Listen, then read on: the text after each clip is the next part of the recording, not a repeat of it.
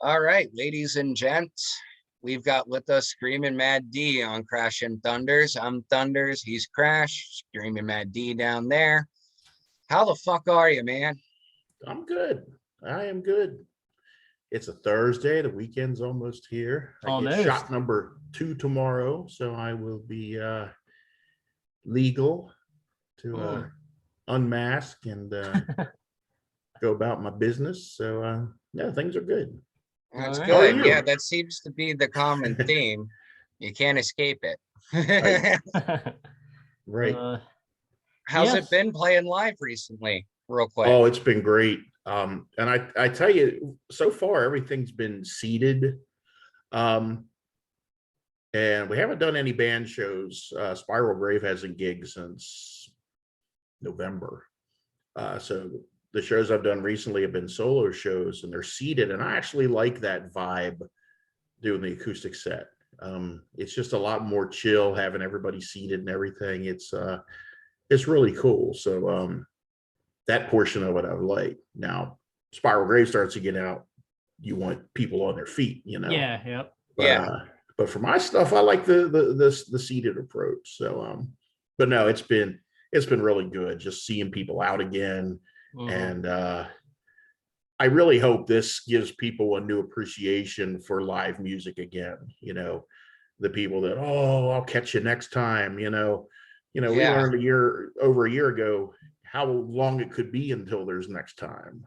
Yeah. So and look how many people we've lost that can't have a next time. Right. And I've been saying all along, since this really dug in and you could tell that it was going to be around for a minute and impact things. The loss of life through all this, is well documented and well discussed. But where art's concerned and where music's concerned, the people that we've lost, the veterans who decided, I can do just fine not doing this, and they walked away. The young kids who were just starting to get a foothold, and the rug gets pulled out, and then for whatever reason they're done. So it's had an impact in those ways as well. Now on the flip side of that, you have folks who have really just used the extra time to really dig in and work on their craft.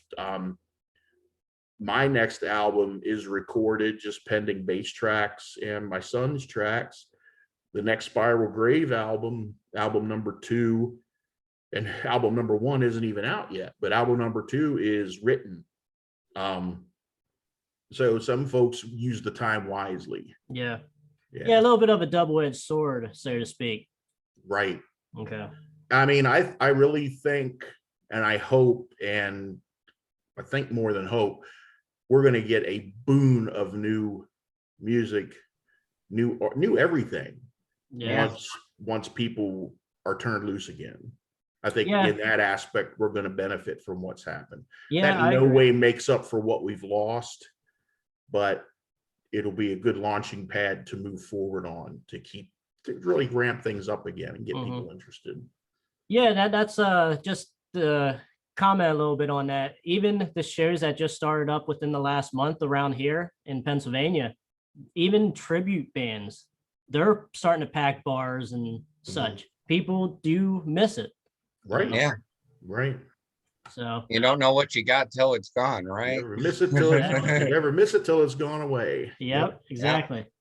So one of my first questions I wanted to ask you, Screaming Dee, is can you give the new viewers here a little bit of background on Spiral Grave? You did just mention that your first album is about to drop. If you want to give us a little background on that. Spiral Grave formed from the ashes of 2 bands. Lord, Willie Rivera, who played guitar in Lord, friend of mine for a long time, and Iron Man. I fronted Iron Man, the last version of Iron Man. and Iron Man disbanded in early 2018 when Alfred Morse III passed away. He was our guitarist. He was the founding member, the last remaining founding member of Iron Man. So when Al passed, that was it for Iron Man. Okay. So I was doing my solo work at that point. I was well into my solo work at that point. I had a second album ready to drop. So that was my thing then. But a little later on in the year, Willie reached out to me and said, I want to do a new project. And he described it as Doom meets Dehumanizer. Oh, okay.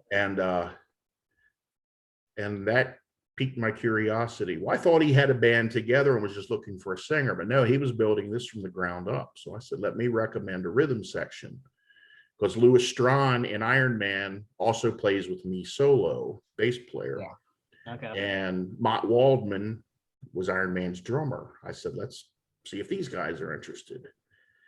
And it just clicked for moment one. So basically what you have is the final Iron Man lineup with a different guitarist. Okay. But we made it very clear out of the gate, this is not a continuation of Iron Man. It's something brand new. You will not hear us play Iron Man songs, because Iron Man was Iron Man. This is something different. Exactly. COVID really delayed us. This record should have been out last year, but we don't know how that went. Yeah. So our first album is due out this summer. The date hasn't been released yet, so I'm not going to spoil it, but it will be out this summer. Okay, so will there be digital releases as well as Yes, physical? it'll be CD, digital, and vinyl. Oh, okay. Nice. Yeah. All Yeah. right, Oh, cool. cassette? Come on, you're slack. That's coming back. I don't know why. Yes, I There's too bought many quite a moving few. parts in a cassette. And somebody says you're going to release it on 8-track, Yeah, yeah. Hey, if it Things sells, it doesn't matter what you sell it well, as. that's true too. You know, Yeah, it's no wax the- cone, you know. Yeah, yeah. yeah. I think the cassettes are selling more than the 8-tracks these days. I never Slightly. owned an 8-track player. Yeah, I used 2 years ago, but they're very hard to find, and finding 8-tracks in decent shape enough to play. I started with vinyl as a kid and then moved to cassettes, and then of course moved to CDs after that. yeah. So also, I do want to ask, you got it now for the new album that you're working on that we just talked about here. Is the singles off of that the Nothing and Modern Day Golden Modern Calf? Day Golden Is that Calf. correct? Say Or again? is there another one as well? There will be there'll be a video drop later this month that's not one of those two songs, and we Okay. shot a video about a week and a half ago that'll be out closer to album release time. That's for one of the different tracks. Okay. But yeah, Alright. Nothing and Modern Day Golden Calf are on the album. Okay. Yeah. Yeah, I'm a big fan of the Modern Day Golden Calf. That song's pretty catchy. I like it. Thank you. Yeah, it's got some of that just slung low kind of almost southern metal kind of feel to it. Yes, that I do Just like a hint that. of that. Yeah. Brings a little bit of the bluesiness into Yes. it. I do really dig the southern metal. Yeah. I do dig that. So, and I could definitely tell that there is influence of that in that song. Right. So, If you hear Dee solo stuff too, Trevor, you'll hear a lot more of that, because it's just him in an acoustic howling his brains out. yeah. Now, speaking of howling, I did take notice. Andy also mentions that you have a little bit of a mix of like a little bit of a Rob Halford Mhm. feel to your voice with a little bit of Dio, and in certain songs I can definitely hear the I guess you could say howl of Rob Halford. Mhm. Definitely is, and I'm guessing those two are pretty big influences to your My three big ones when I started to sing. People ask me, how did you learn to sing? And the closest thing I can come to an answer is mimicking voices. Okay. I was a class clown when I was a kid, so you mimic voices. And that was, when I got into music, I applied that when I sang along to the albums, you know. Okay. Once I started singing in garage bands and stuff and started sort of understanding what my abilities were and what my likes were and the types of things that I like to listen to and wanted to emulate. My big three were Halford, Dio, and Ronnie Van Zant. Oh, okay. I said, I want to be able to scream like Halford. I want to have that big, just wind tunnel chest voice that Ronnie Dio has, but I want the soul that Ronnie Van Zant. Yes. I wanted those three. And then there were other guys too, Ian Gillan, Tom Jones. I love Tom Jones. Loved Tom Jones since I was a little kid. Just big voices, you know. Yeah. Can't go wrong with the Ian Gillan either. Yeah. He is one of the best of that era. So Still is. Yeah. So what I tried to do is incorporate those elements and just sort of create my own thing out of them.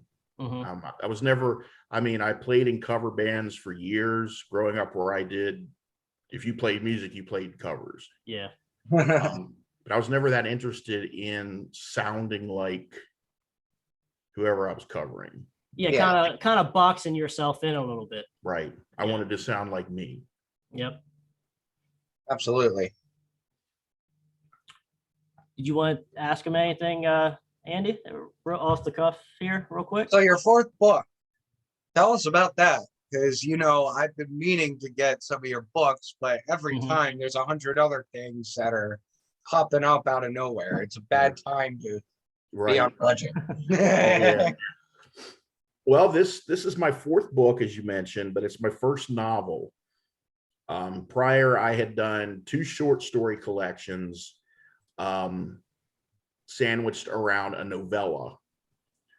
And I always had this feeling in my head that, and I sort of experienced this when I wrote the novella. The novella at the time was the longest form writing I'd ever done. Before that, it had just been short stories. Yeah. And it's a bit of a challenge because you've got to keep yourself organized. And I thought, I'd kind of like to take a creative writing class before I try to have it a novel. Yeah. I came up with an idea last year to do a collection of maybe 4 or 5 novellas, each based within Rod Serling's scripted Twilight Zone stories. Okay. Cool. Well, I reached out to Serling's estate, who loved the idea, but said, we don't own the rights to Twilight Zone. You'd have to contact CBS. Yeah. And CBS said no. Okay. And, you know, to their credit, next day they answered me. Wow. They didn't leave me hanging, and they were, you know, very cool about it. So I had this idea for a novel in my head, and I said, you know what? Everything that I do, I just do it. Why should this be any different? So I spent a couple months fine-tuning the ideas, outlining everything. And then I went to see my son in November, and that's a 6-hour drive to Rochester. Okay. Used the drive up just to get everything squared away in my head. And then Thanksgiving week, I started writing. Very nice. And it's a story about a husband, father who loses his wife and daughter in a vehicle accident, which he survives, and is so distraught by it that he decides to return to the place where he vacationed with his parents as a kid, just to let the grief consume him and eventually end it. But when he gets there, he runs afoul of a succubus and ends up, even though he wants to die, ends up fighting for his life. Okay. And it's called One Whore's Town. It came out April 23rd, and the response has been amazing. Awesome. Try to save me a signed copy of that and let me know what the price is. I'll try to work some numbers in the next couple months here. Same here. Yeah, I do definitely need something new on my nightstand to read at the moment. So, but it's interesting to me that when I put the word novel out there, all of a sudden there was so much more attention given to it. Really? That's weird. Yeah. It does seem like that. Yeah, I Yeah. know. I mean, people are like, "Oh, cool, you write stories," but yeah, this is a novel. They really, oh wow, it's almost like EP versus a full album. Yeah, exactly. It's kind of like that going from being just a journalist to I co-host a podcast. It's like, oh, Right. all of a sudden it's like, what? So speaking, all right, Now I figure I'll have to keep writing novels. If I get back to these short stories, I'll be slumming. Gonna be the heavy metal Stephen King. Right. So speaking now about both your writing and your music career, does one kind of influence or inspire the other, or does one kind of just come first for you and the other comes as kind of like relation to that, or is it kind of just both two totally separate entities for you? They're really separate entities, but they overlap at times. Mm-hmm. The novella I mentioned is called Jesus Devil Deed, and it's about a guy he's a good guy, Mm-hmm.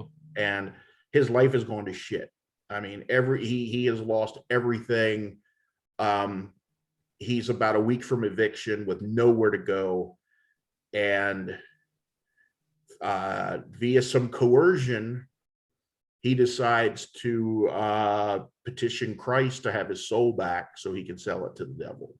Oh, okay. And the gist of the story is about the meeting between the three of them.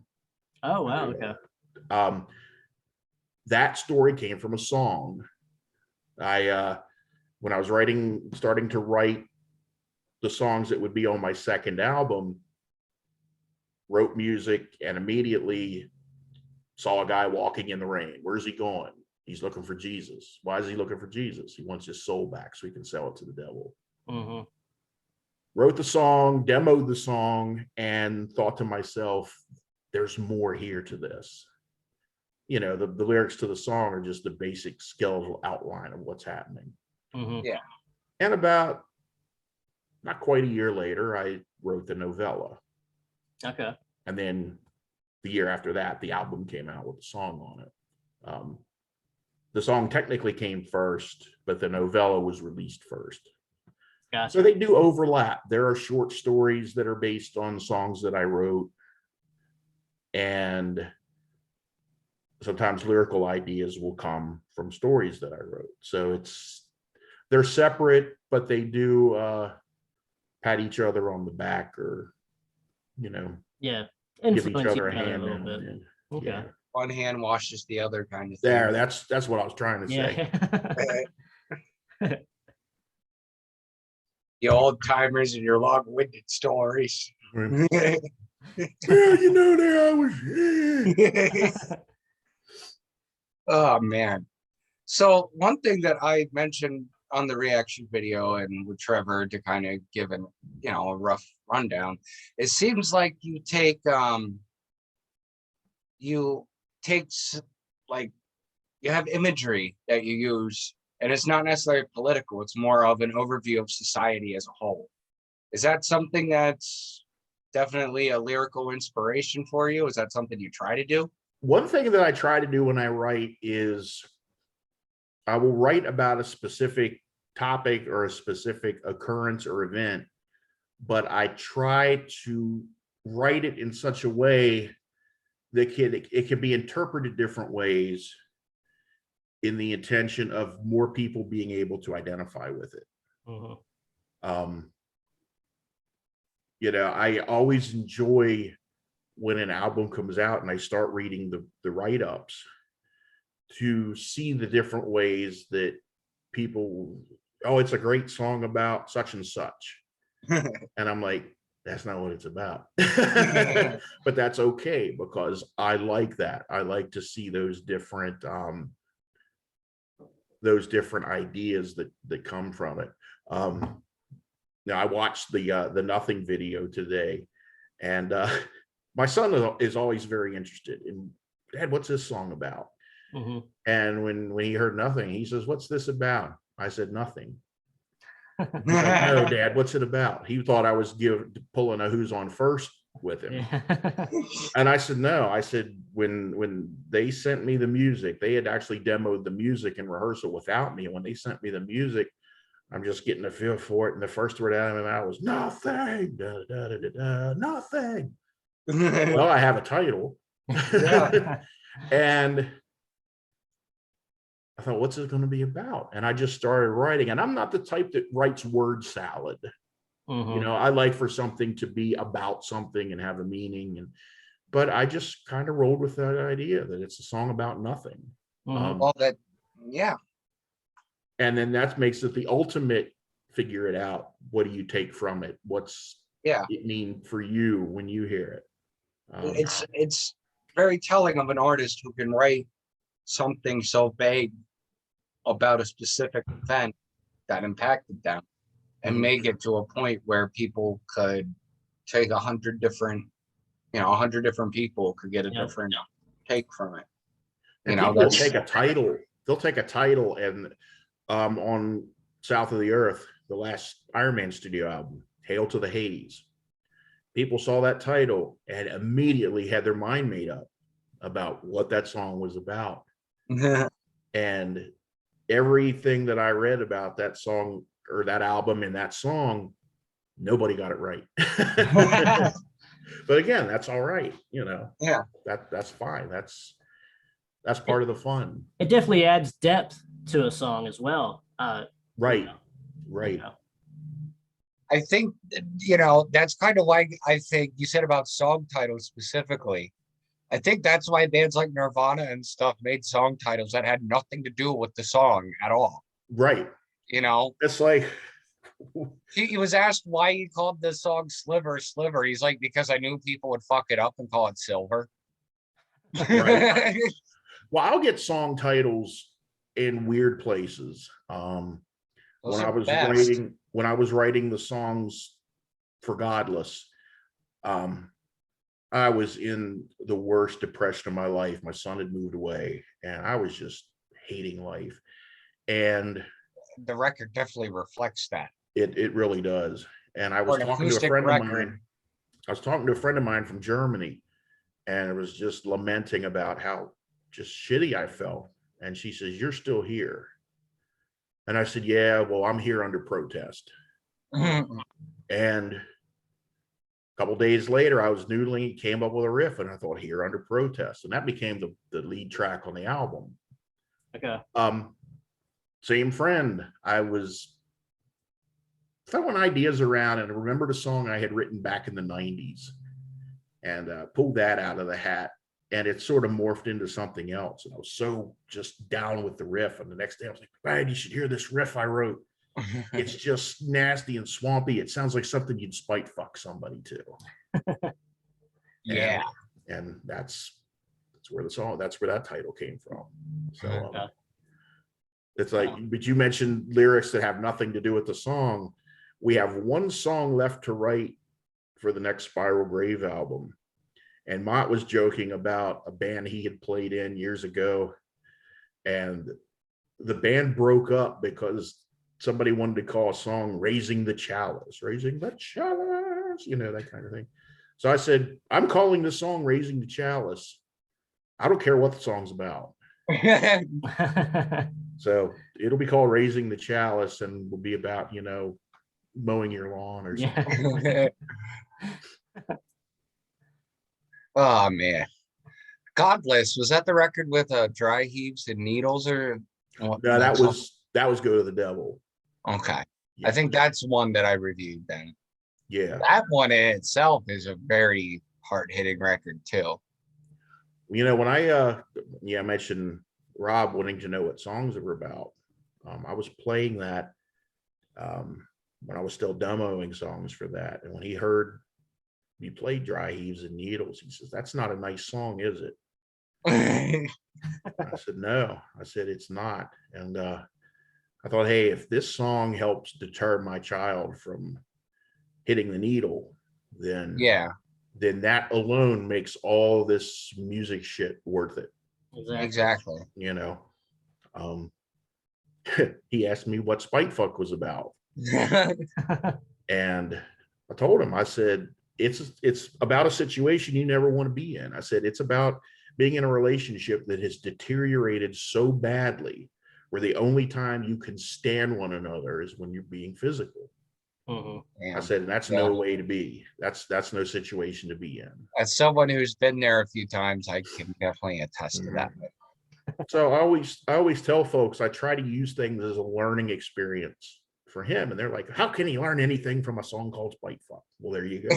Yeah. Well, you're actually teaching him shit and not sugarcoating it, and Right. giving him reality rather than fantasy. I think at an age where it's definitely needed, Right. especially these days. Yes. Yeah. I don't sugarcoat anything. When he was a very young child, somebody at school told me something ridiculous. He said, I grew in mom's belly. Well, you did. And then he was satisfied. Kids are great, aren't they? He was satisfied with that. And a few months later, how did I get out? And I told him, I said, mom's have an opening. And, you know, when you were grown in time, you mean she pooped me out? No, it's a different opening. Now, I always wondered how I would have answered him if he just, how did I get in there? But he never actually asked me that, you know. I think at this point he knows, but Yeah. He'll be 16, so I think he's yeah, and he knows. Yeah. The kids are great. Like, that's one thing that I think is cool, is that you have your son involved in your acoustic. Oh, and that kind of dropped out of nowhere when I started recording the songs that became Rot Gut, the first album. You know, there was never an intention that, hey, I'm recording an album. I was just recording songs. Yeah. And when I was recording Little Hoon Daddy Hoon, he was with me that weekend. And I said, hey, bud, you want to sing a line on this song? And I got him set up and he sang it, and, you know, and it just kind of went from there. And in April, we finally had a Godless release show, and he was here for spring break. And we closed that night with a cover of Bad Moon Rising, which he sang. Oh, nice. And the place went nuts, man. I mean, he jumped up and we were done, and he tips his hat in the air, and it was the happiest I've ever seen this kid. That's awesome. And on the way home, he just the whole way home about it. He's like, who would ever thought that day that you said you want to sing a line on this song that it would lead to this? Yeah. Yeah, it led to us driving home from Baltimore. How great is that? Perspective, though, man. That's a moment he's going to remember for the rest of his life. I'll remember it. Yeah. It was great. And very John Lennon of you, sir. People ask me, is he going to pursue music? I said, I don't know. I said, I don't know if it's an interest in music or if it's just, hey, this is stuff I do with Dad. Either way, you know, I want him to do what he can be successful at and be happy in life. If you know, he's going to graduate high school in a couple years and then, you know, be off doing his thing. And if he says to me, Dad, the music thing's over, you know, will I be bummed about it? Sure. But, you know, he's got to do his thing. Yeah, absolutely. So I gotta bring you this got up. another question? Okay. I gotta bring this up for Krash there. So we'll get more into the Edgar Allan Poe thing that you put out when quarantine just about first hit almost everywhere, pretty much, for the most part, this country at least. Thunder and Gray Skies. Go through the origins of that and give and name drop so Krash can find this jewel somewhere. Because he will.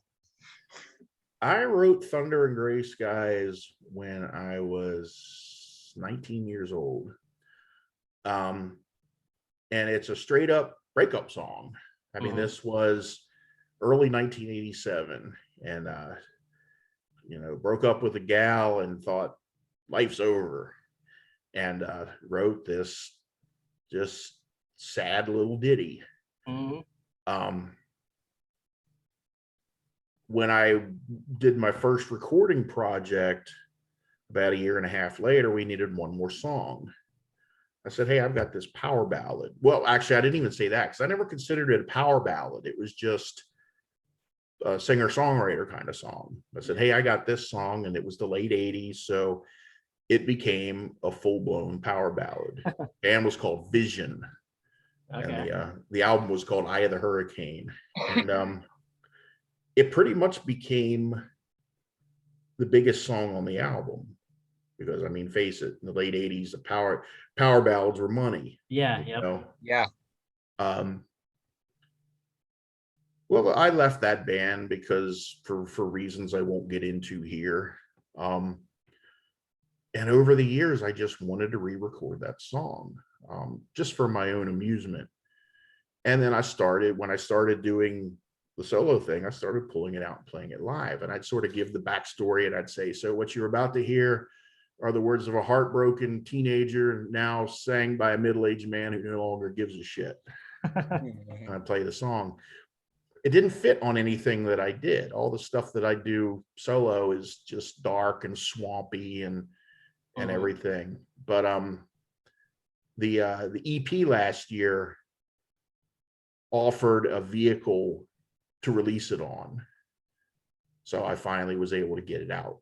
Yeah, talk about that too, because I really enjoy that record. It's very. Oh, it's really different. It's really different than my normal thing. No, I became aware of an Edgar Allan Poe Fest that happens in Baltimore every year.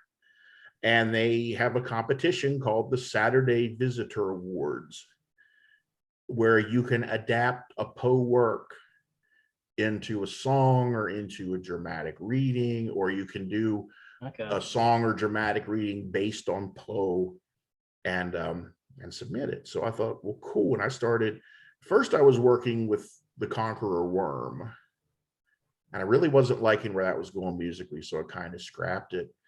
But then I was just beating around one day and came up with some music, and I thought, this really has a sort of a dreamlike quality. And I pulled out Dream Within a Dream, and it fit perfectly. Yeah, it did. So I recorded it real quick, got it mastered and submitted it. Found out it had to have been first published in 2019. I submitted in January of 2020. I found out that it wasn't eligible. Okay. So they said, please resubmit next year, which I did. I submitted in January this year. But I didn't want to just sit on it for a whole year. Yeah. So I thought, I'll do it as a single. And hey, I'll do Thunder and Gray Skies as the B-side. There you go. And then it just kind of grew from there as COVID hit. And I was doing all this boredom recording, things that I had written for Godless and didn't use, until it finally reached the point, oh, screw it, I'll just self-release it as an EP. I'll put it on Bandcamp. And then Is that where Facebook Prison Blues came from? Because that's great. Yes. That is fucking fantastic. And I did secure the rights to do that. I reached out, and got the rights to parody Folsom Prison. I didn't just. That's cool as shit. Didn't just want to put it out there. So your son's on that recording too. Yes. But that was fun. It's a little offbeat. When Rob first heard it and heard Arm in Arm with the Angels of Madness, he said, Dad, this should have been on Godless. I said, yeah, I won't necessarily argue with that. I said, but what on Godless would you remove to make room for it? Yeah. And he couldn't come out. He couldn't wrap his head around that. So it's cool that he's learning little tidbits of, album placement and stuff like that. Well, when Godless came out, or not Godless, when Rotgut came out, he was a little upset. He says, why wasn't Little Hoon Daddy Hoon the first song on the album? Aw. And I said, the first song of the album really needs to set the tone of what's going to happen over the next 45 minutes to an hour. I said, Little Hoon Daddy Hoon would not have done that. People would have had a completely different expectation. And he got it. He says, yeah, that makes a lot of sense. Yeah. But yeah, he's real interested in set lists. And like when I was in Europe, he'd call me every night. And usually, given the time difference, I had just gotten off stage when my phone would ring. and he'd want to know what was the set list tonight. What did you open with? What did you close with? So he's very analytical about things like that. Yeah, and there's a lot to be said too about ordering on an album, and like what you said, how many songs are on an album. Mm-hmm. It definitely, you definitely do need a flow, Yeah. to anything, no matter what genre of music. And it's got to have a dynamic. Yeah. And that's what I'll do. If I have a group of songs, I'll say, okay, how many are the angry songs? And how many are the slow, moody songs? And which ones are the sort of upbeat? And you try to sort of sprinkle them out so that they, so that you're not getting all of this in one chunk and all of this in another chunk, Yep. Yeah, because like you could, like, I love power ballads like we just talked about, but I don't want an album with 5 hard rocking songs with 5 ballads. It's not gonna add up. Right. Don't buy those power ballad compilations we used to see commercials for on TV. That's And the they had way a you 90s version with the buzz ballads and had all the crappy 90s bands. Remember Freedom Rock? Oh, yeah. That Freedom Rock, man. Yeah, man. We'll turn it up, man. And then also, speaking of your shows, have you done a lot of touring? Obviously, before COVID, done a lot of touring with Spiral Grave at all, or is it kind of just more We from did your previous bands? We did no real touring. We did go up and do New England Stoner Doom Fest in 2019. Okay. So we made it up there. That was Kinda your maiden regional voyage, shows. wasn't it? Hmm? Was that your first show then, as a band? No. We actually came out of the gate really hard, playing, a lot of shows: Baltimore, DC, Northern Virginia, Harrisonburg, Okay. Pennsylvania, stuff like that. So we There you go, Trev. Yeah. so I was we gonna were we say. were starting to sort of expand a bit when we got derailed. We're wanting to go to Europe. Willie's never been to Europe, Okay. and the rest of us have. And it's such a different world over there. Just It is. the way live shows are received. It is so Yeah. cool. Yeah, if you could fill up a bar here in the States, you'll be able to fill up a much bigger venue in Europe than Yeah. here. They appreciate the arts a lot more, it seems, than over here. Right. The attitudes towards different music is more open, and I actually prefer that. Well, when I went over in 2018, Lou and I went over for 2 weeks, and that was pitched as an Ironman tour. But at that point, Al's health had declined so badly that I pretty much suspected he wouldn't be able to play music again. Yeah. And, I told the promoter that, and felt like hell for doing it at the time. But I said, hey, I do a solo act. Yeah. And not thinking for a moment he'd say, okay, let's do it. But he did. He said, okay, let's bring you over. And I had no idea how that would be received. Yeah. And they loved it. We were well met everywhere. Everybody was cool. Everybody got it. And it was just a very rewarding, tiring experience. I mean, it was work being turned loose in a van on our own for 2 weeks, but it was well worth it. And want to go back in that capacity, want to take Spiral Grave over. I think it would be great. That would be awesome. Yeah. Hopefully I can get a decently paid writing gig, or maybe I could join you on that. Right. Cover you on tour. Yeah, that'd be fun. He's One a can moody dream, bastard right? on the road. Yeah. You'll have to bring me back some German chocolate when you go over there. I still have a full bottle of wine upstairs that I was given by our label in Italy. Oh, nice. Yeah, I keep saying I'm saving it for a special occasion, and Hey. that'll show you how eventful my life is. It's been 3 years and I haven't had a special occasion. So what's next? What's in the near future? What would you like to see happen? Well, what we just talked about, get out. I mean, we're all, day jobbers, so we have to schedule things, around work. But Well, Willie works at Walmart, doesn't he? right. That's gotta suck. But yeah, just want to get back out playing, get on the road, start seeing people again. Yeah. I'd love to see you up here, man. Yeah. The next thing, I mean, this has been a pretty eventful year. The Iron Man album came out in March. My novel came out in April. Summer, the Spiral Grave album's coming out. So that's the next thing, the Spiral Grave album coming out. Yeah. This has been well overdue for you guys, absolutely. Yeah. By next year, my next one will come out. And I've started scribbling a little bit regarding my next book. I have an idea, and so that'll be a project coming up at some point. Awesome. Are you thinking about having the book in the same vein, like same genre of same type of book, I want to say?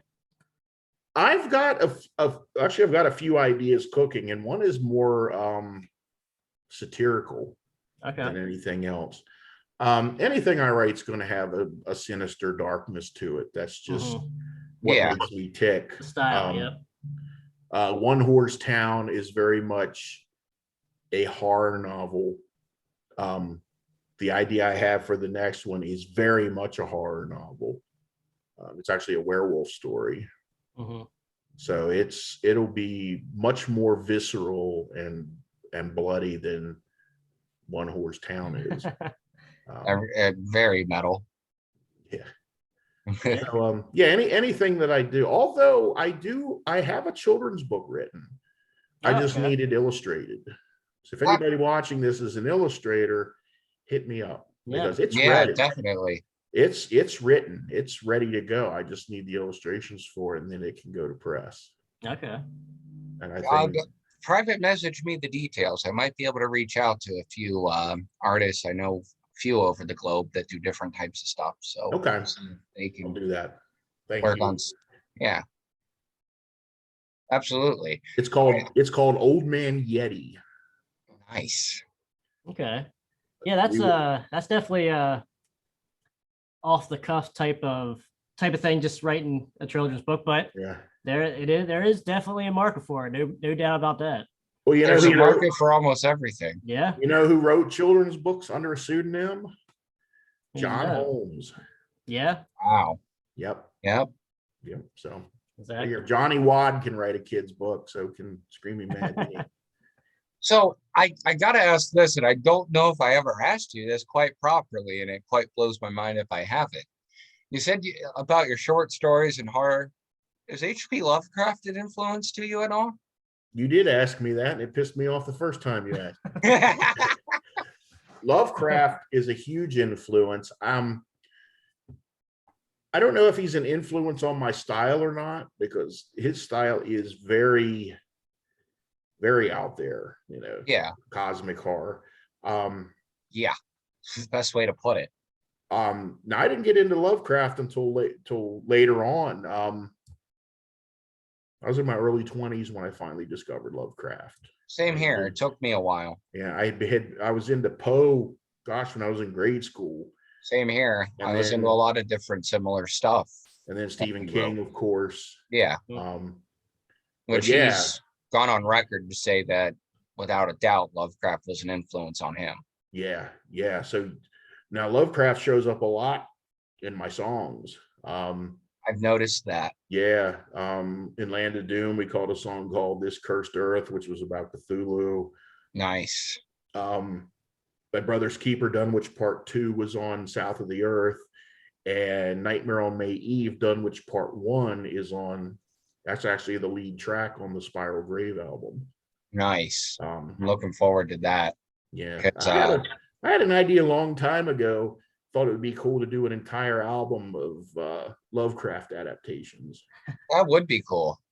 But I I'd be always have willing to so help much you out. I always have so much of my own thing that I want to say that I feel like I'd be like stifling myself to go Yeah, the other I route. get it. No, but just the short stories thing, and I forgot I asked you that before because I've done this with you so many times. Right. But the nice thing about being a new format is new people hear new stuff. Right. Yeah. What's interesting, mentioning how people view short stories versus novels. Lovecraft only wrote one novel. Yeah. All of his stuff was short stories. And I think even that was like a short novel. Yeah. What was that? At the Mountains of short Madness? Oh my God, you asked me too quick. Shit. Oh God, right out of my head. And I actually did a voice work bit for it with the Lovecraft Society. It's right out of my head now. I'll never remember it. I'll have to back. message you. Right. Yeah, we'll Just sitting definitely here have looking you it up. back. So And Poe is all poems and short stories. Mhm. there's a certain macabre element to those that definitely translates itself to metal, but I think a certain sect of certain metalheads are against intellectualism, it seems, these days. So, and it shows. The modern popular metal bands are like Neanderthals, Right. essentially. Right. Not putting a bad rep on Neanderthals, but they just don't seem to have a very good concept on how to use the English language to write a coherent song. And yet they sell millions. It makes no sense to me. I'm hoping that this would change it, but they've been fine while the young people have been suffering, and Right. the smaller guys, Yeah, that's just one of the many injustices we face that build our character. Yep. One thing me and Krash are going to go into is how the New York Dolls are so influential, yet so swept under the rug almost. Right. Mhm. Well, and for as huge as Appetite for Destruction was, it amazes me that Guns N' Roses stayed as huge as they were, given that they basically dropped off the map for so long. I think if you take 9 other bands and put them in that same situation, they become, oh yeah, I remember those guys. Yeah. Didn't have it with Guns. They stayed. No, huge. they were even in like 2001. I've got footage of them playing to like Sold Out Rock in Rio 3. And it's just Axel and Bucketheads up there. And it's the weirdest sight to see. Right. The early 2000s were not kind to anybody. But Axl Rose in windbreaker pants and like a whole windbreaker type thing with like the typical 2001 Millennium era shades. Right. And during Welcome to the Jungle, Buckethead's literally just standing there staring blankly with his guitar just dangling around his neck, not doing a thing until the solo. It's right. I think a lot of that has to do with just the persona of that band. Yeah. That's what helps. No matter how good the music is or isn't, I think just the persona just captivates new listeners and even once upon a time had already kind seen of them thing. too. Well, that's what happened. That's what a big thing with Ozzy was. Yeah. Here's this crazy son of a bitch that bites the head off of a bat. That by itself launches you to legend status. Zappa on the crapper. Say again? Zappa on the crapper. Right. I mean, that kind of stuff, just that makes you. And if you've got, the machine backing you up, that's another big use thing. that to your advantage, you got it made. For all of his shortcomings, people debate Ozzy and how talented he really is and how much input he really had. Ozzy if you look at him as an example of marketing, you should teach that to people going into that field. Exactly. Same could be said with Gene Simmons. I was just gonna say, Kiss is Right. another big one like that. Right. People rag on Gene, but hey, he's got a brand and a product. Yeah, he knows how to make money. His name on. They're, Mhm. I don't understand the hate because they're the perfect example of what the American dream is supposed to be. Right.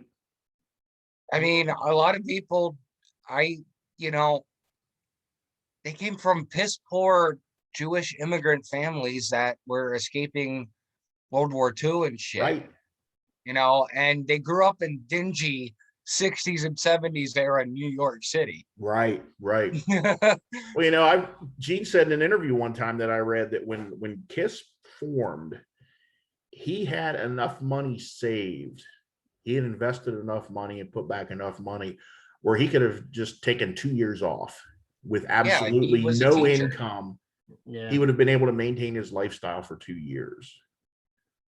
Now, Yeah. granted, in early 1970, that's probably a little easier to do than it is now. Yeah, definitely. But Gene was no dummy. Gene would go work anywhere. He Yep. worked for a typing pool. He was a school teacher. He knew how to generate revenue. Yep. A Yeah. better guy to have in your band. Oh yeah. Yeah. Well, him and Paul kind of balance each other out, kind of always have, Mhm. Where Gene would be like, if they wanted to build a Kiss cake, Gene would want it 10 feet high with lights attached to it. And Paul would be like, that's great, but how's it going to taste? Yeah. Right. You need right, both, Right. And Yeah. then Good for Yeah. them. They've gotten money from me over the years, that's for sure. Yeah. me too. Yeah. I'm still a Kiss Army member. If you don't like it, don't buy it. Yeah.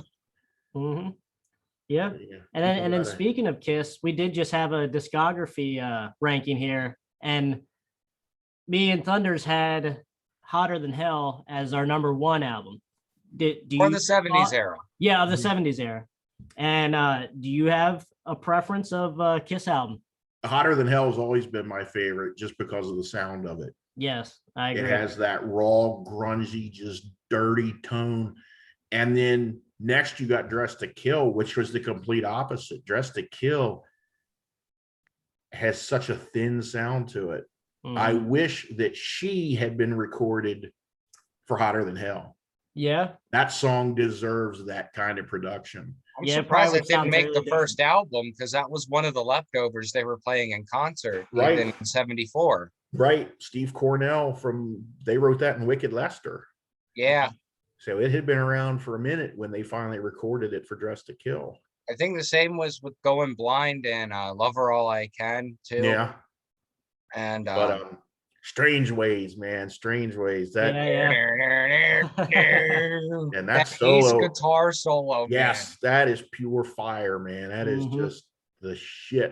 man. It's Lou not and even I- super shreddy or like. It's Ace. Exactly. Guys like Ace, Tony Iommi, guys you can sing their solos. Yeah. Yeah. That's what I've always liked. Mhm. Yeah. Krash is a Vinnie Vincent guy. Yeah, I mean, Vinnie Vincent is. I just like to tell people, if you're if you love playing guitar and you haven't heard Vinnie Vincent's first album, Vinnie Vincent Invasion, you're kind of doing Boys Are yourself a Gonna Rock. disservice. Yeah, exactly. Yeah, you're doing yourself I a like the disservice. second album better because he wasn't puking all over everything. And I totally get that. I understand that. But just as a guitar hero, like that Yeah. album, you can just throw Wasn't- that album up and Wasn't Back on the Streets on the first? yes, it That was. was a good one too. That was Yeah. a rare one Just- where he That didn't was puke that all was over it. good power ballad stuff. Yeah. And just Yeah, it just wasn't had that as wimpy. atmosphere. I Yeah, just remember the exactly. video. I just remember the video for Boys Are Gonna Rock, and it was just so over the top. It It was. was awful, and it was awesome. Yeah. Yeah, He Mark just grabbing the Slaughter. microphone and doing solos with the microphone on the Yeah. guitar. Just everything over the top. Mark Slaughter lip syncing to a song he didn't sing. Yeah. Yeah, that's the funniest part. Yeah. I think that's a great video for someone that didn't live in the 80s to say, what was the 80s like? Yeah. What were the 80s Yeah, like? that kind of it has It's- everything and the kitchen sink. Yeah. Exaggerated everything. He was wearing that Tina Turner fright wig. Yeah. Yeah, that was a wig. You can tell Yeah. from his time in Kiss. Yeah. No, it's funny because my life has become into the Kiss thing because being, with someone who's into Kiss, you're gonna have to learn to appreciate it. Mhm. And she said she always jokes every time. Like, I watched a thing about Vinny that Mark Slaughter was talking about, because nobody knows exactly the whole thing behind Vinny. So to get someone like Mark Slaughter, who's got a decent recollection and close proximity, Mhm. she made the comment. She's like, I will always give Kiss credit. If I ever meet them, I'll have to tell them you were ahead of the times. You had the first trans woman in a band. Because Yeah, if you that look at is, Lick It Up, when he put the lipstick and the femme makeup on, he really did. And he looks even more so like a woman now. I'm not Right. trying to yeah, put anybody down, but yeah, I don't know. he's He always doesn't had a really weird appearance. he doesn't really explain anything either, like in his new interviews. Like, I mean, you know, that's kind of like a question that we all of the fans want to know, like exactly like along with the new Ace music, you even know, and asked that. he That's why I don't changes feel all I'm the off time. course. And that's marketing, you know, that Yeah. gets a buzz going. People are like, Yeah. what's going on with Vince, you know, and he's not telling you. You Yeah. know? That's the Yeah, only you might reason. pick I that up think from that's one of the Dee. only reasons why he's still relevant at all, is because of the whole like mystery behind it and the Kiss Mhm. connection too. Right. You Yeah, know, Just I remember when Lick It Up came out, and I really dug his work on Lick It Up. mhm. yeah, I dug Creatures. Creatures is my favorite Kiss record, and Yeah. Ace is my favorite member. I'll always say that. You know, If Creatures had come out instead of Music from the Elder, and yeah, I'm not dissing Music from the Elder. me neither. Me neither. People just weren't going to accept an album like that from Kiss. Yeah. After the Dynasty betrayal and the Unmasked betrayal, to come out with a concept record was the worst idea. Now, if they had put out Creatures and put out the Elder as a Kiss related product, but not a Kiss product, I think it would have sold a lot better and would have been appreciated differently. Much like the solo records, even though they're Kiss related products, you obviously know from the get-go they're not Kiss. Mhm. You know, the first song I ever sang in front of an audience was from Dynasty. Oh yeah. Yeah, wasn't it an Ace song? Save Your Love. Fuck Okay. yeah. Yeah. That That was would have the been first song I nice. ever Tony, sang. Yeah, that man. would have been a good one to see right there. Yeah. That's so that song always, people say Dynasty, and usually when people bring up Dynasty, it's with that sort of maligned, but when I hear Dynasty, I think of that. Yeah, yeah. Yeah. Well, see, and that's the thing. I put it lower on my list only because it's not something I would classify as a technically classic Kiss record. Mhm. You know, when you're going through the 70s era, you know, I wouldn't put Dynasty as near the hierarchy, even though I fucking love that record. Mhm. You know, that was the start of the thinner sound back Right. then. Mhm. Sure Know Something was great on the Unplugged show. It was. Oh, yeah. The Unplugged, I have the full uncut version. Mhm. Do you have that as well? Yeah. Yeah. Yeah, It's that's got just a more great than the song to begin with. Kissology. Just I've great. got the full uncut thing that's even more than what the Kissology Volume 3 gave people. Right. Yeah, I found a bootleg of it, well, the form press of it way back in the day. And it's also, that disc also had their first 4-song demo that they tracked.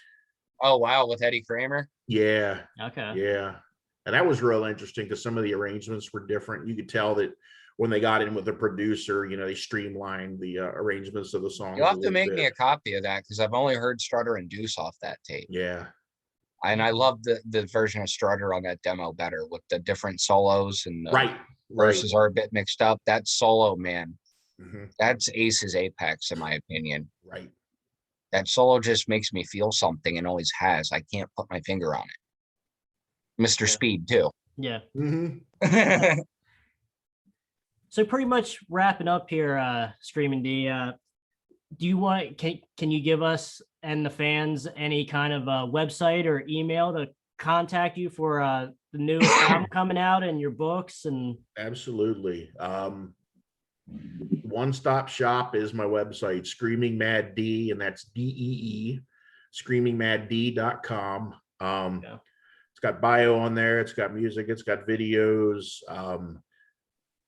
my discography, bibliography. retail links where you can go and take you right to the retailer site, take you to Amazon, take you to Argonaut Records. Probably the best way to contact me is through Facebook. Okay. Even if I'm in jail, I still get Messenger. But you can email me through my website as well. That's the best way to reach out. And, Okay. Yeah, we will put a link in the description below of all the contact information of all Screaming Dee and Spiral Grave and such as well. So I have one last thing. Go ahead. And I always do this. My signature sign off. What do you love about music? Just, it is such a great, rewarding, and safe release for things that, if done another way, may not be so safe. It's a great outlet for sorrow, for anger, for joy. Yes. And it's, my sister used to ask me, why do you write such dark, depressing things? I said, maybe somewhere out there, someone will hear it and think, wow, I'm not alone in feeling this way. Yeah. And that actually happened once in London. Somebody asked me about an Iron Man song. And he says, it felt so good to know that someone else, misery loves company, Yeah, absolutely. So it's just, everyone has that cliche. If it weren't for music, I'd be in debt or in jail, It's not a cliche when it's true more often than not. But no, it's a way to, it's a way to express, and again, to get things out that should be let out, not pent up inside, but let out in a way that's creative and productive. Yep. Yeah, that can. Yeah, that's a good answer. As you know, there's no right or wrong answer. Yeah, yeah. As you said, it is It's be pussy, man. Everybody knows that's a fucking lie. Yeah, absolutely. It's funny because I make fun of myself as a struggling musician. I'll post shit that says like people who think dating a musician is some kind of flex is definitely has never dated a musician. I did have someone ask me once, is it true that guys in bands screw better than other guys? I said, I don't know. I've never screwed a guy in a band. Yeah, that's a good comeback. I'll have to remember that one. Yeah, me too. Like, so that leads me to one more then. What's some of the craziest experiences you've had being in bands? Like, what's a funny, crazy story you can share? Rock and roll's full of them. The Mud Shark with Led Zeppelin type shit, right? I guess. I mean, I've never been much of a partier. I was never much of a drinker. Never got high or anything. A lot of my sickness was kept in private. So my stories are kind of tame, or like oh shit stories, like when Al looked the wrong way stepping off the curb in London and I grabbed him and kept him from being hit by a taxi. Those are the kind of stories I come out with. I thought of this the other day because I have a friend who's always posting cat pictures, and she posted a picture of a kitten, and this came to mind. But we went to a party after a gig. This was back in the 80s. And we were thrown out of the party because our sound man looked at her new kitten and said, someone ought to stuff that little son of a bitch and give him to a kid for Easter. And then it got us thrown out of the party. So those are my kind of crazy road stories. And when I get put on the spot, I can never remember anything. I'm sorry, I didn't mean to do that. I mean, there's the standard stories about knock on the hotel room door and your buddy you're bunking with got locked out of the room where he was shagging some chick and he's standing in the hall naked. Let me in, dude, please let me in. Yeah, the classic stuff, Yeah. Classic, typical. Oh man. Well, like I said, Led Zeppelin in the Mud Shark. Yeah. Right. Yeah, nothing to that degree, but like I said, I'd hope not. I played a roadhouse in West Virginia, and we used to see just stupid shit, Yeah. Yeah, you can only imagine what you see out on the road. all kinds of different people. Right. I mean, that's the great thing about being on the road, especially, you know, what we encountered in Europe, just, you know, meeting people and, you know, somebody be talking to you and, you know, every couple seconds, I must apologize for my bad English. And it's like, dude, you speak better English than some people I grew up with. Yeah. Trevor and I could account for that. Yeah. Well, that pretty much wraps up this interview for the most part. Like I said, we'll have Screaming Dee on again, and I will post in a description box below all the contact, the website, all for the new material coming out. Sounds good. And we really appreciate you coming on the show here, Dee. Well, thank you for having me. Yep. Yeah, it's been an honor. You know, it's always, I love working with you, man. I love your music. Thank you. You know, we've been at this a while. You know, it's great to have you on. Great to finally be able to talk to you face to face like this. You know, I know you think you look prettier on the phone, but I don't think I know. I don't think you know either. Yeah, that's true. I just make sure in the interim with all the things you're doing, you learn how to tune your guitar. Oh, you know, that's become part of my thing though, you know. Yeah. Yeah. Takes out to sing out of tune all the time. Let him guess which string it is. Yeah, Scoop dog shit. Don't mention the law. All right, guys, that pretty much wraps up the episode. Leave us a comment. Tell us what you want to hear from Dee. I'm sure he'll be reading in the comments below. So let him know what you think, you know, and until next time, we do have some shows coming up this weekend. Just some reaction videos and the basic. We will have our homework video on Sunday, which that's fun. We give each other homework. Fun. I gave Andy Thunders Circle of Soul, and he gave me Black Sabbath Born Again. So we will definitely be going through those albums Sunday. Born Again is much maligned, but I love it. I do too. This week's the first time I'm hearing it, and I love it. Yeah, it's awesome. I mean, I told him to check out the live deluxe edition bonus disc with the stuff from Reading too. Right. Mm-hmm. You know, we all wish Born Again could be remixed, but the master tapes have been lost. So all they can do is remaster based on the existing mix. Mm-hmm. There are unmixed demos on YouTube that sound crushingly fucking heavy. Yes, they're great. Mm-hmm. Yeah, it's a good album, man.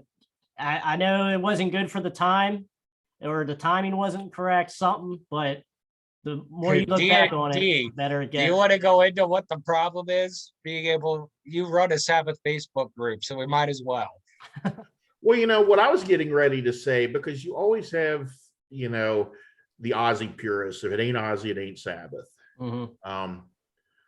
But, you know, I think and I remember it, I lived it. 1983 was the mother lode if you were a Sabbath fan and a fan of things Sabbath, because Born Again came out in 83. Mm-hmm. Bark at the Moon came out in 83, and Holy Diver came out in 83. I mean, if you're on a desert island and all you have are those three albums to listen to, you're pretty damn you good. could do a lot worse. Yep. And, you know, the people bitching now about KK's Priest, and I think the name could have been rethought a little bit, but why bitch? You know, if you don't like it, don't listen to it. Exactly. You don't have to compare it to something else. Just say, hey, I dig this, and dig it, you know? Yeah. You got more music. Right, exactly. You know, when Ozzy got booted from Sabbath, I thought, uh-oh. And then I find out Ronnie's coming in. And then Ozzy goes off and does Blizzard and Diary. You know, in that 2-year period, we got Blizzard and Diary and Heaven and Hell and Mob Rules. Yeah. Yeah, can't complain with that. What's wrong with that? Not much. No. You know, I just thought you could lay some information on that, because he brought up he didn't understand if it was the time. No, it's just, you know, you can't please anybody. Right. You know, people, well, I liked Heaven and Hell, but I don't consider it Sabbath. Who cares? Just enjoy it, you know. Sabbath wasn't the same with Ozzy with the last 2 records either. Well, you know, and that's what I tell people. They say, well, their sound changed after Ozzy left. Their sound was changing when Ozzy was in the band. You listen From to the first 2 records to Master, from Master to Volume 4, Yeah. and Volume 4 to Sabbath, Bloody Sabbath, each you record was a listen, jump. you listen to the first record and then listen to Technical Ecstasy, Oh Yeah. yeah.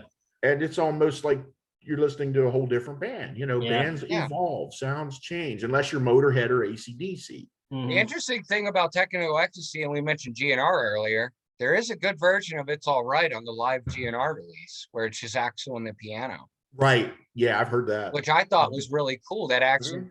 you know, has that deep of a musical vocabulary. And I Right. think, you know, that song is so underdeserved because It's it's so maligned. It's certainly better than the Van Halen sound check with Tomorrow's Dream.